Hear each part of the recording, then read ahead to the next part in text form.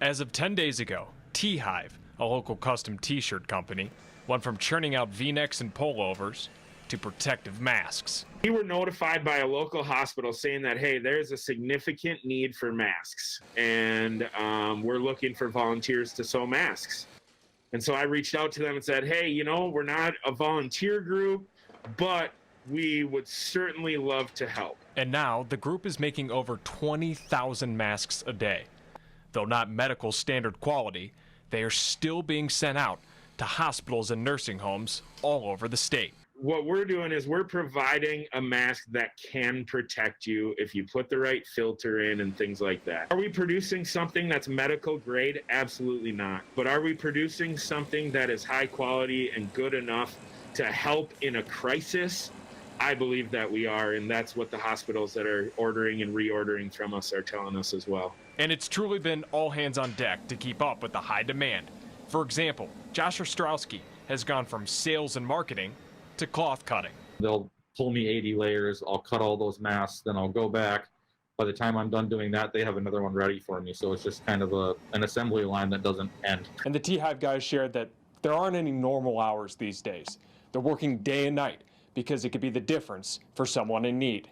You know, and that's why we're just pushing so hard to increase productivity, increase production capability, and just be able to fill the need, because the need is clearly just so great. We're just doing everything we can to help.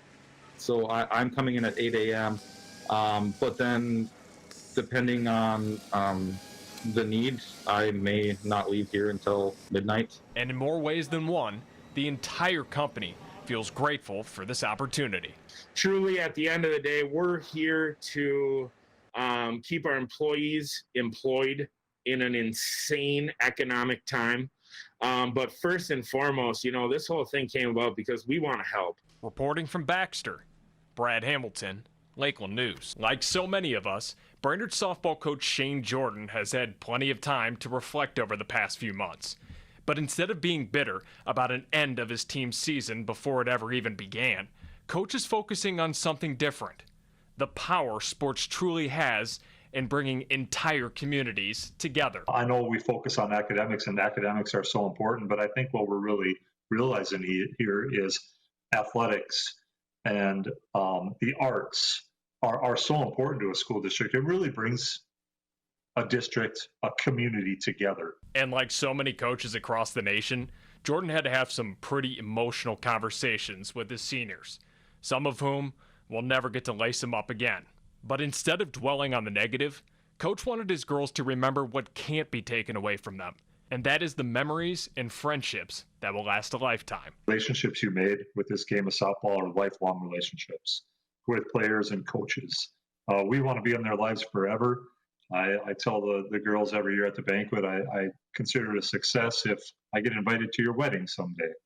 That means I did a good job as a coach. One of those seniors is Claire Sanoa, who will be going from a Warrior to a Gopher.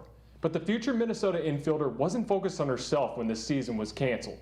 She was focused on the teammates that were probably told they'll never get to play the game they love again. It's very hard for me to know that there's a lot of seniors on my team that weren't going to play again or play in college or even summer. We don't know what summer's going to look like. So it was very hard for me to kind of think about that and think, oh, I still have 4 years. Like I get to step on the field again, and they might not get to have that chance. And it's safe to say that Sanoa will be a coach's dream as a Gopher, as she feels this time of adversity will only strengthen her for the future. It's kind of weird to think that I kind of took all of that for granted because I thought I had one more season. I thought I had 20 more games. I thought I had more time with my teammates, And so for sure, mentally, I think I'm going to be a lot more prepared for college because I'm not going to take anything for granted.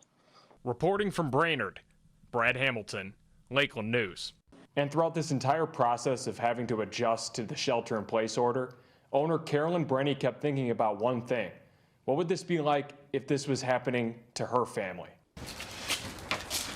Tonight, many people across the Brainerd Lakes region were fed in part because of the outreach program, who are supplying most of the food and water for 5 different shelters across the area.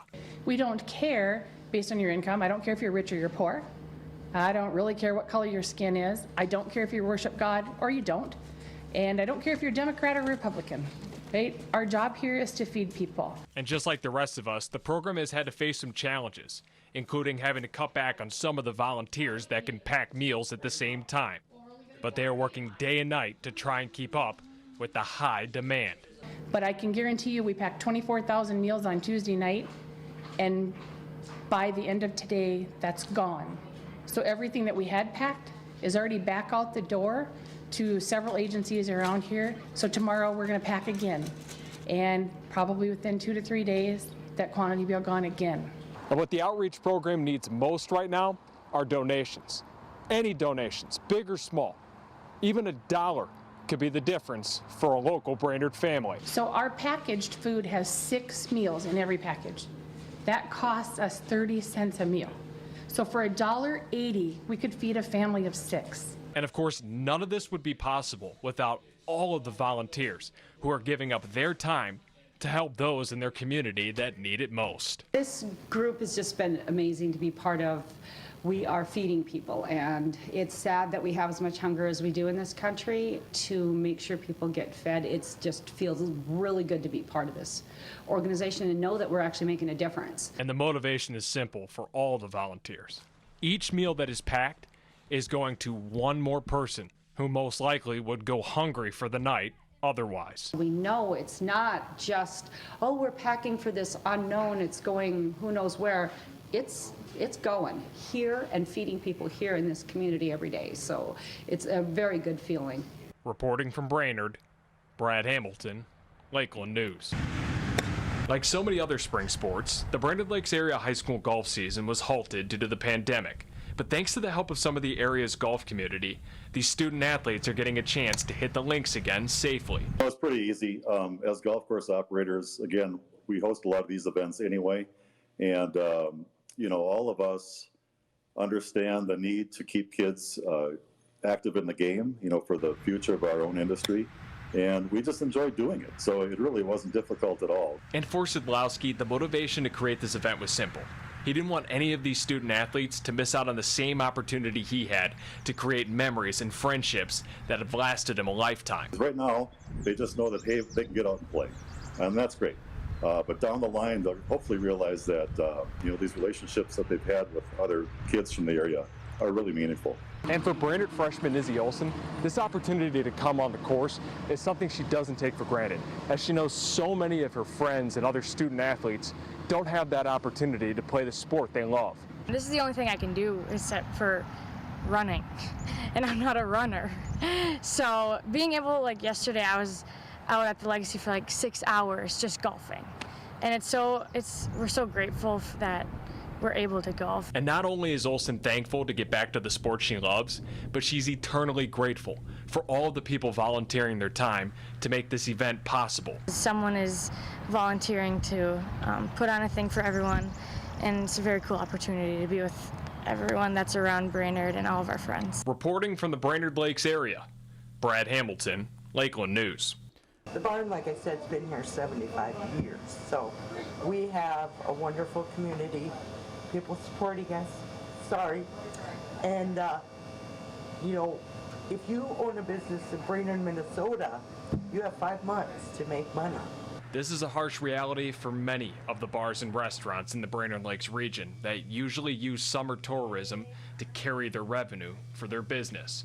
And now Karen Kinney is trying to do all she can to follow safety measures and adjust to the changing times so that the barn can see year 76. I do free delivery, but I just thought to help, because a lot of our clientele are older people, and I thought, well, we'll deliver to them. And for when things do open up on June 1st, Sage on Laurel owner Sarah Shaw explained that she'll be using her patio space to maximize business potential and help her customers feel safe. We expanded our patio out into our parking area, so took a few parking spaces and made it a little bigger so that we can have a lot of space in between each of the outdoor tables. And we feel like between having a well-spaced outdoor patio and the safety that is innate with being outside, it's going to be a pretty safe place to be. And for the safety of her staff, Shaw is not allowing any of her employees to wait on tables. Instead, Shaw created a system in which her customers will order to someone behind plexiglass